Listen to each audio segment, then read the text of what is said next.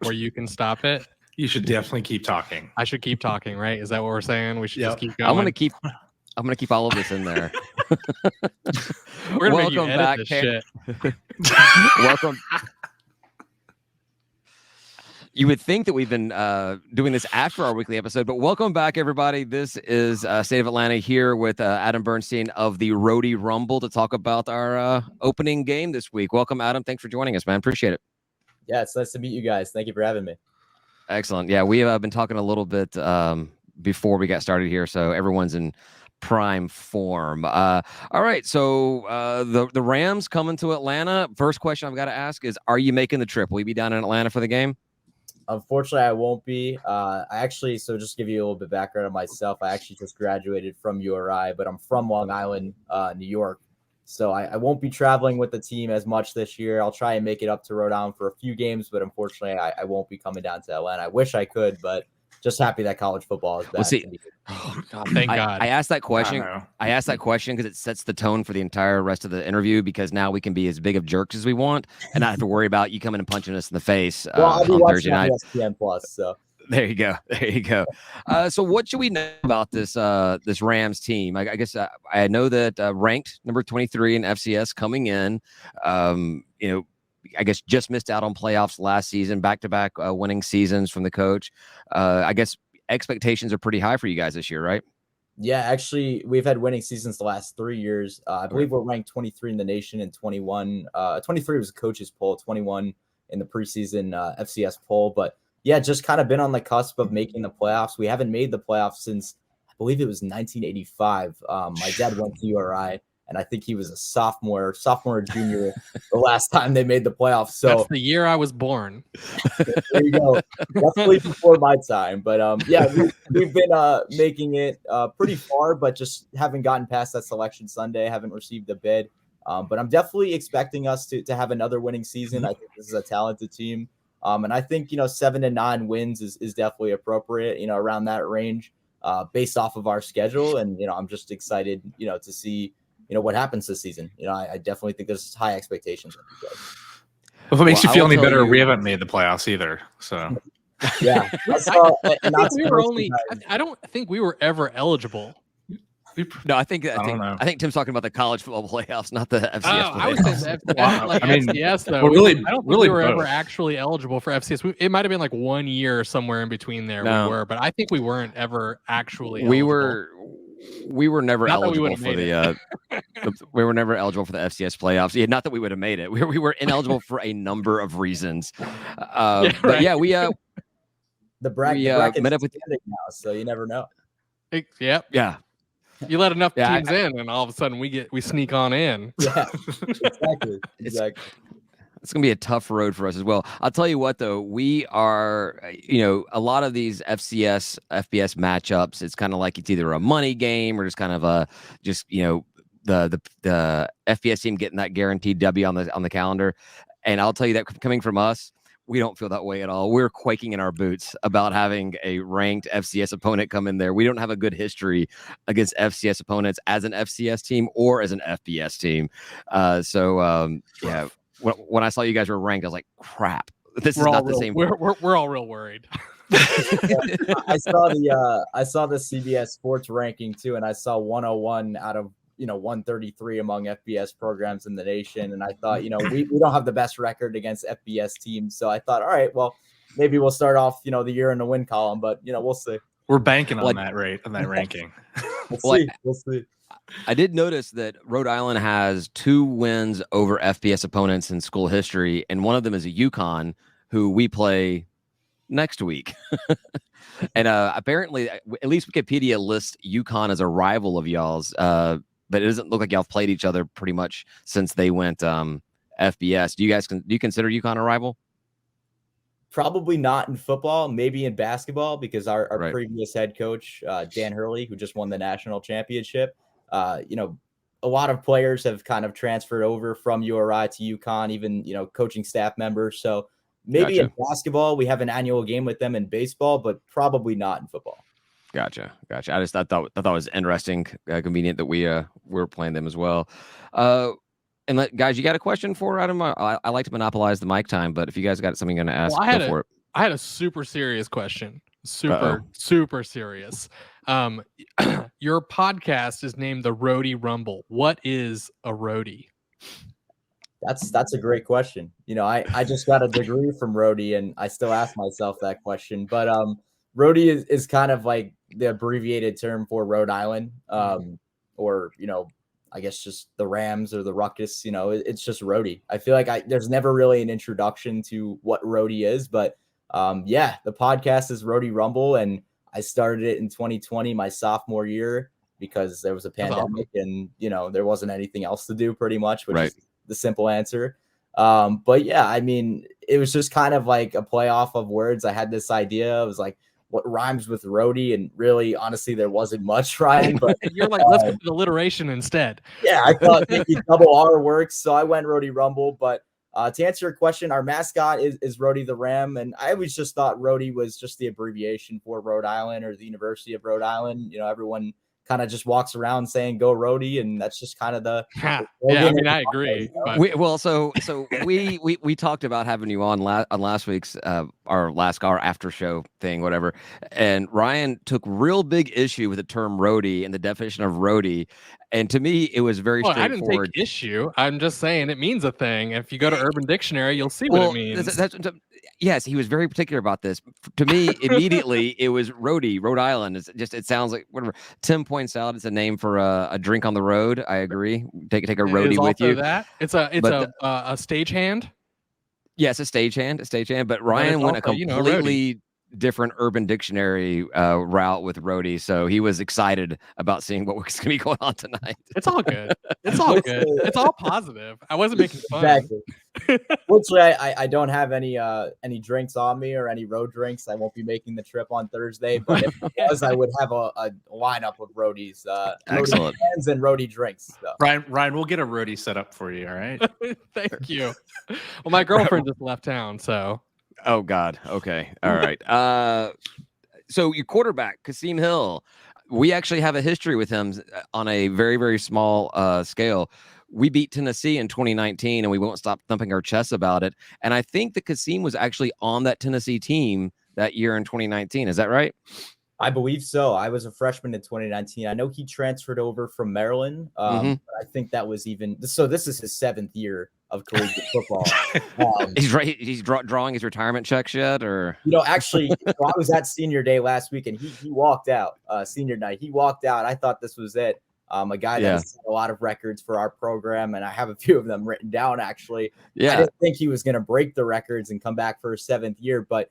I do know he had a stop in Tennessee, so I think that is correct. It looked like he was just 1 year in Tennessee and then transferred to Rhode Island.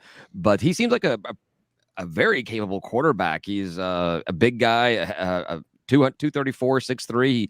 He outweighs our quarterback by about 10 pounds, whatever. Looks like a guy that can throw, a guy that can run. What can you tell us about him? What should we expect to see him look like on Thursday night? Yeah, I mean, definitely a tall quarterback, definitely, knows how to use his options, whether it's in the backfield or, he knows his options pretty well in the passing game as well. I have, some stats written down, but, in passing, he has ranked 3rd in passing yards and also within touchdowns as well, touchdown passes. So could potentially break that this year for our program, but I think he's a guy that, we're definitely happy and lucky to have back. And when I saw the news pop up that, he had worked things out with the compliance office and the NCAA had granted him that extra year of eligibility, first of all, I was shocked because I didn't, college is 4 years. I'm wondering how many more years of eligibility am I going to get? But, I'm just grateful that he's back. And I think the Rhody fans are as well, because, he's definitely proven himself. And, now he's coming up on his, first game. So I think there's a lot to expect from him. I think there's high expectations for him to succeed, not only in game 1, but also in games 2, 3, 4, 10, 11, and 12. So, we'll see what happens. But I think he's definitely the quarterback that would take us over that hump to the playoffs. So I'm looking forward to it. Yeah, he's gonna be a little. I just want to add that lots of us took 7 years to graduate from college now, and with COVID, I'm really glad that they've given waivers to the athletes to take a little bit more time with theirs too, because I took 7 years personally. Yeah, no, I would kill for that between my injuries and I didn't transfer, but if I did transfer, maybe I'd get an extra year or so. But injuries, transferring, and obviously I had 2 years of my 4 years there was COVID, so. If the NCAA wants to hand me a year or two, I'll gladly take it. So take it. There you go. What do you think of your coach? You've got your coach there for going on his 10th season, I believe. And looking at his stats, it looked like it was definitely a rocky start, but has figured things out in the past few years here, right? Yeah, I would definitely say so. But I think, this is definitely a hot seat year for him. And the only reason I say that is, we have seen some coaching changes. This is the second or third year of our offensive coordinator coming in. We have a new defensive coordinator this year. But I think, if we continue to carry on and get over that hump of, again, the playoffs, and I don't want to be redundant here, but finish with a winning record, I think he can keep his job in Kingston. But if things don't go as planned or as anticipated, I would definitely think that they may want to switch it up. A lot of the other programs we've had on campus have had recent coaching changes, but I like Coach Fleming a lot. I think he's taken this program, to, he's accomplished a lot of things in the 9 years there. He's taken it to new heights. We've accomplished things in the last 3 years that we haven't in program history. And actually one of the things that we accomplished under Coach Fleming was one of those 2 FBS wins that you referred to were under him. So yeah, but it was UMass, so let's not really beat our chest too big about that one, yeah. I mean, it still counts though. It still counts. So, we're a rival of us as well. So. Count it. The world beaters UMass, who took it to New Mexico State over the weekend there. So yeah, no, that is awesome. I think we never got to experience an FCS win over an FBS opponent. We got that Tennessee win, which feels a lot of the same. But when you're playing with different hands and to come out with a win, that's always awesome. And, we've been on the opposite side of it too many times. We opened up our stadium losing to an FCS team. So we know how it feels. You got to bring that memory up, huh, David? Yeah, exactly. If we're going to mention Tennessee, beating Tennessee up there every single time, every chance we get, we need to remember losing to Tennessee State to opening up our stadium as well. We're all very excited that football's starting, but there's a lot of nervous a lot of nervous energy in our fan base right now because of injury. There's only one injured player, but Tim, what do you got? Injury you got a question? For us. Yeah. What do you expect out of your defense? Like, what's their strength? Stopping the run, or stopping the pass, or just kind of in the middle? Because we need points. If you can't tell, we're nervous. Yeah, I can definitely tell. I think I'm just as nervous just playing an FBS team alone. But based off of this conversation, I think I feel a little bit less nervous. So. Oh no, we're doing it wrong, guys. That's what we do. It's a good thing I'm not making the trip, but yeah, no, I think it'll be interesting to see the defense. Like I said, a new coaching change with the new defensive coordinator. It's Chris Laurenti, who is our inside linebackers coach. He was promoted to our defensive coordinator. We also have a new defensive backs coach in Brendan Napoleon, who's actually, I believe he was one of the 30 under 30 listed coaches on 24/7 Sports. So I think there's definitely a lot of potential with the coaching within the secondary, within, linebackers, obviously the pass rush.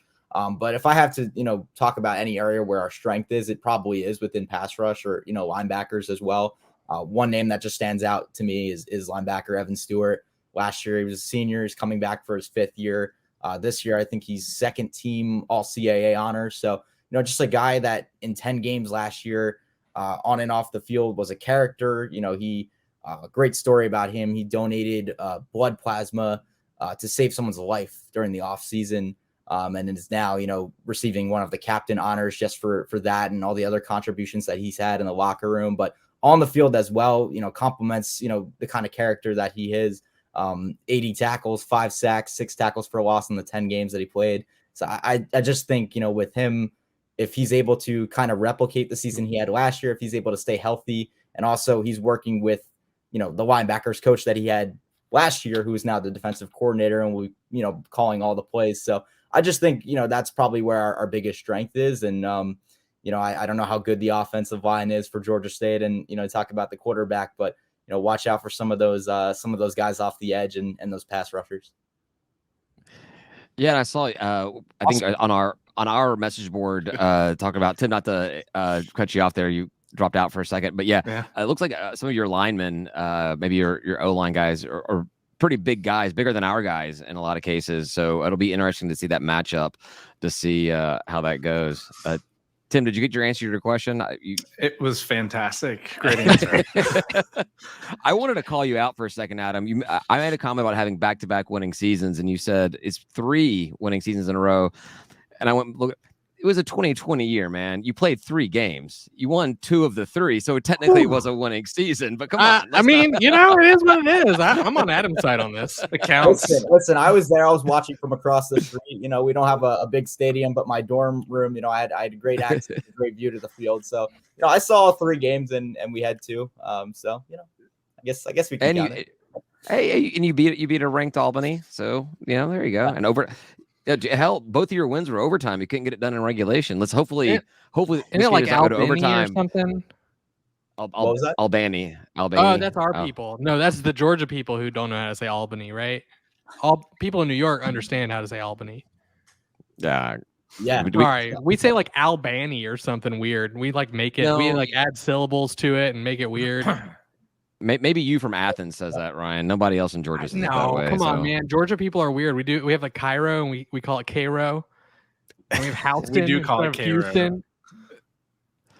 I wouldn't want to see you guys try and pronounce some of the towns in Rhode Island. I lived in Narragansett last year. So hey, that's the beer we drink. Yeah, it is. Holy crap. Yeah. What do you think? It's actually, so it's brewed in New York, but it's it's heavily consumed. That might be the drunkest I've ever been. I woke up in my own vomit for like the first time ever. He's not kidding either. I'm not kidding. Yeah, I don't know what kind of weird beer dealings were going on, but when we moved into the new stadium and they had beer there, I don't know how to pronounce that beer, whatever. We're like, what the hell is this? But we drank a lot of it. To Ryan's point, it was like $3 for a tall boy in the stadium. It was the value option. I drank a lot. Was it the Gansets, the Narragansetts? Yep. And you can still, if you came down here, like the liquor store right up the street, right next to the PVR, which is what I get, there's like Narragansett, and I'm like, all right, cool, but I'm not gonna get it because that was a rough night. That first sip, like, no, that tastes like vomit. Memories. I don't drink tequila anymore either. Yeah, I don't blame you there. Still drink gin though. I do, yeah, of course. You've been on the gin train in a while, man. It's been a while since you've seen on gin. You're responsible father and everything. So, let's see what else. What other notes did I have here? So we talked about Kasim Hill, and I think you talked about the running back. Is there anybody else that we should look out for? Any other players of note that really stand out for the team? Yeah, I think you briefly mentioned the offensive line. I just talk about that for a minute. Our offensive line we've actually had a lot of success, in recent years. It's probably been one of our biggest strengths.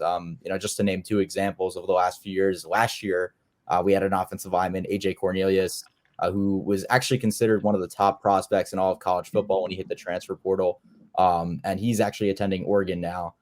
So a P5 school, which is great to see out of, Little Rhode Island, or Little Rhody as we call it. But another example being Kyle Murphy, who graduated, I think it was my freshman year, in 2019. So he actually a couple of years ago was a member of the New York Giants practice squad. Unfortunately did not make the 53-man roster, but just to kind of see that success come out of Rhode Island it's pretty nice to see. But this year we have 2 guys that stand out the most, I would say. Nick Correa and Lorenzo Thompson. Nick Correa is FCS preseason All-American. He's a first-team All-CAA All-American, or All-CAA first team as well. And Lorenzo Thompson is all preseason 4th team. So I think those guys definitely complement each other as well. And I'm just excited to see the kind of opportunities that they create for this offense. I don't know if I mentioned the running back, but we have a new running back as well. He's actually a transfer from Iowa State, Deion Silas. So he shared a running back room with, I think it was Breece Hall at Iowa State, and also played under Brock Purdy at the beginning of his collegiate career. So it's kind of cool to see him now come to Rhode Island. And I think, with those 2 guys on the offensive line and, with the opportunity to play with Kasim Hill for 7th year, I think there's definitely a lot of potential for him to succeed, having that prior experience, in the FBS. That's awesome. Obviously, Rhode Island being a small state, what is your recruiting like? Do you get a lot of people, a lot of guys from Rhode Island, or do you find that most of the guys have to come from out of state? I think it's a little bit of both. I definitely would say that we probably in the CAA have some of the most in-state recruiting. Football is actually, and I didn't even realize this, again, I'm from New York, but when I came up to Rhode Island, I didn't even realize, how big high school football was there. I actually had an internship last fall in our sports department in Providence, Rhode Island. So I was going out on Friday nights and seeing some of the talent at the high school level. And it's pretty big, coming from Long Island where there's no high school football talent at all. And I don't think I attended any high school football games when I was in high school, but pretty cool to see, the energy and the atmosphere that are at some of these games. And, just looking at the roster each and every year, it seems like the coaching staff does a really good job at recruiting in-state, which is really nice to see, especially when we have our annual Governor's Cup game against Brown, which is an in-state rival. We always have one or two guys who are, local products that I guess you could say like perform well during that game. I know last year, one of our safeties was from Rhode Island, and he actually played against some of the guys in high school who were on Brown. So I think just to kind of hear him in the press conference talk about his 2 interceptions and a couple of the tackles that he made, and we obviously won that game. So just for him to kind of talk about, his performance and what it's like to kind of play in that big game or that annual, in-state rivalry, it's pretty cool to see. So I think it's a mix of both. But I think, overall, we do have a lot of Rhode Island talent, which is awesome to see for a small state in the nation. That's awesome. Yeah, because typically up north you see like everyone's just rabid NFL fans, pro ball stuff, but then the college thing gets kind of lost in the shuffle of everything. So that's cool that you got that kind of fan support and everything out there. We'd kill for some of that at Georgia State. We have plenty of fans, tens of hundreds. We have enough fans to fill up Rhode Island. That's about it. We can't fill up any. I'm sure it'll carry into Mass and Connecticut as well. That's not true at all. We don't have that many fans. So we would not fill not one bit. So are there any teams that Rhode Island just hates? Like we have one team that we just dislike. You don't have to say it. Don't worry about it. Say who they are, but is there any team in like the CAA or just FCS that Rhode Island just despises? Fan base hates them. Yeah, it's not a FCS or CAA team, but I mentioned Brown. They're an in-state rival. We have their number every year. I can't remember the last time they beat us, but it's just kind of cool. It's kind of like a pretty cool feeling. We're the big brother to the little brother kind of thing. The Ivy League team every year is pretty cool. Relate. We can relate. Yeah. So when they play, they're not part of your conference, but are they technically FCS? Do they count towards like your win total for as far as the playoffs go? That I don't know. I mean, they definitely count towards our win total, but I don't know. I know like Harvard, I think does, but I don't know about the other Ivy Leagues. But I also know that they like opt out of the FCS championship, even if they get it, to do their own little Princeton, freaking whatever. I almost cussed. But their little Ivy League, whatever championship. They're like, well, we're the only ones that matter. Yeah, we'll say this though. Sorry to cut you off. We also have Bryant, which is one of the 4 Division I teams as well. One of 3 in football, but Providence College doesn't have a football team. But Bryant as well is one of the teams that we play every year. And actually, I saw that they will be joining the CAA in 2024. That'll be in effect in 2024, and they're an in-state rival as well. So I think that will definitely become more of a rivalry. But the Governor's Cup has always been URI Brown. But as far as I guess just CAA rivalries go, I think UNH is definitely one. New Hampshire, they kick us every year. I mean, last year we basically won that game, but a call that was awful in the end zone where, the refs were saying that a guy had dropped the pass for a touchdown in overtime, but there's no instant replay. We know. We know that all too well. They don't do things even with instant replay, they still managed to screw it up. So don't worry about it. It costed us a playoff appearance too, because we only missed it by a game or two. So if we had won that UNH game, I think it was on the road too. Yeah, and we have them at home this year. If we had won that game on the road, I mean, we probably could have been talking about a playoff appearance. Now I don't know what we would have done in the playoffs, but still, since '85, we haven't made it. So I think the goal's to make it, right? Definitely a team that I do not like to see. So has the CAA stayed pretty stable since? I mean, I know like when we left, there was like it was pretty good in basketball, and as far as the FCS goes, I think pretty strong in football too. Is it stayed pretty stable and competitive and like a good conference to be in? Yeah, I mean, I can only speak for football because we're an Atlantic 10 school. Sure. For basketball and baseball and soccer and all those other sports and programs. But for football, I would definitely say it is probably more, one of the more competitive conferences in the Yeah. FCS.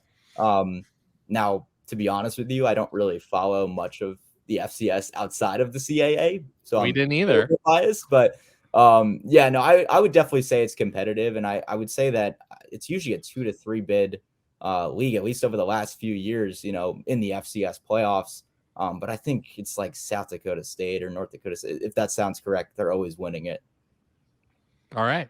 Excellent. No, I just, I know there's probably some throwback folks listening that they just have been following the team for a long time and can reminisce on CAA stuff. So I was going to ask you about some of the defections from FCS to FBS, but if you don't follow anything outside of the CAA, it's not really a great question, right? I mean, I follow FBS football, but not and as the FCS, I only really follow the CAA. So Who's your FBS team that you follow? Maryland. Okay. Yeah. Kasim Hill, man. Then you knew him well when he was back there. Yeah. Well, I actually did see a stat of his. It was got me scared when he was at Maryland. I think he set a Turpin's record 84 passes to start the season with no interceptions. Wow. And I'm like, yeah, that's an impressive stat. And that was when he was a sophomore or something like that. So yeah, to be honest with you, I just started following them within the last year. My sister is a freshman there this year, so I had to pick a team. So Maryland is my team now. So I guess I'm rooting for Tagovailoa, Yeah, well, my sister has a zillion degrees from Tennessee, but I'm not putting on that ugly ass orange color anytime soon. So and I had to you can hold the win over her too. So I had to mute for a second because my kid was talking to me. But were we talking about how ugly the Maryland colors are? It's just that flag thing they put in there, the yellow and black checkerboard thing. It was the Under Armour when they were trying to compete with like Nike with like the Oregon type jerseys. They went to Maryland and they made the flag a jersey, and it's the ugliest flag in the country.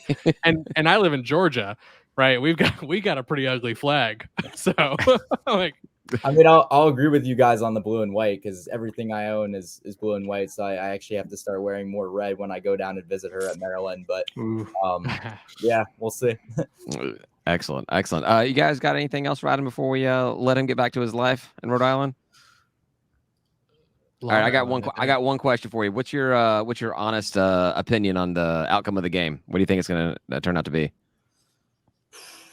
Well, I mean, I was talking about it with one of my friends that works with the team. I actually was able to hang out with him a few days ago before he moves back into school.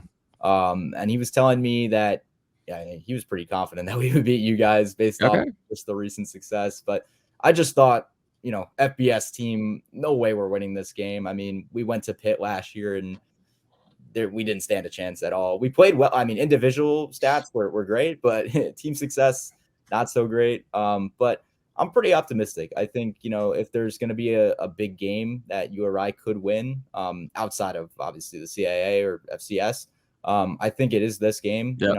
I don't know, what the rest of the schedule holds. I'm pretty confident that we can, again, finish over 500. And I think we have a talented roster to do that. Right.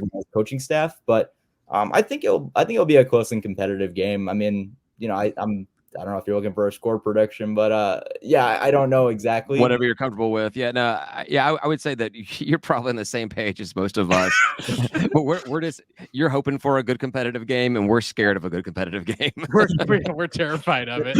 It all depends on what you do with Granger. That's it. Exactly. Just make it close, and hopefully we walk away with the win. But if we don't, I mean, we'll see what happens. I think you guys beat us in basketball a few years ago, or last year. So. We'll see. Well, if we beat you last year, it had to be here in Were you Atlanta here? because we No, didn't win any road games last year. Well, last year it was a cancellation because we had COVID, so we didn't. Oh. We were Oh supposed to, yeah. I remember. I remember that now. Yeah. so yeah. never mind. Actually, Well, that's a W then. We're good. it's a win for you because we had COVID. I think the year before it was a home and home, so I think might have beaten you at home. Yeah, probably. So Alright. I'm trying to look up if I can. Sounds about right. Yeah. Yeah, wouldn't surprise me. But our in the basketball's list. been pretty there we go, history. pretty on like pretty good Oh, for no, quite some time now. So What'd you get, David? We played. We lost to Rhode Island in 2021 up there. Oh man, y'all beat the hell out of us, 94-59. Oh Wow. that's just That y'all, was, y'all should be like put into jail for that. That was our last season with our previous head coach. Not the coach that is now with UConn, but coach after him who was fired from us. This past year, good. Yeah, yeah, it was definitely fun to cover. Yeah, no, that was like the best game of the year for us. Yeah, We're then we glad beat to you help guys you out last there. year. You were one of our very few wins last season down here, 75-66 in basketball. So, well, hopefully we will continue playing you guys in basketball. We could talk to you some more about Rhody basketball and everything. I've enjoyed talking with you, man. I don't know if other guys, they'll probably say that you're a jerk or something because they're not as nice as I am. So this was fine. What are you talking about, Adam? Where are you at? well, thanks for joining us, Better Adam. than a lot of guests that we have on. I'll tell you that. Yes, true. No, that's true. Thanks for joining us. Best of luck to your team after Thursday for the rest of the season, and we'll be pulling for you. Thank you. I appreciate that. Best of luck to you guys as well. Cool. Thanks a lot, Cheers, man. luck. Take care. Thank you.